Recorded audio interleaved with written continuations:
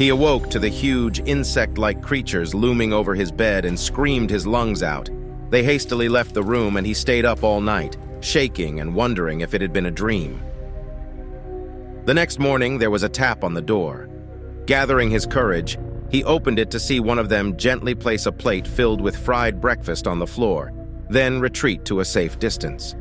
Bewildered, he accepted the gift. The creatures chittered excitedly. This happened every day for weeks. At first, he was worried they were fattening him up, but after a particularly greasy breakfast left him clutching his chest from heartburn, they were replaced with fresh fruit.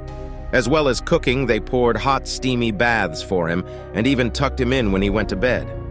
It was bizarre. One night, he awoke to gunshots and screaming. He raced downstairs to find a decapitated burglar being devoured by the insects.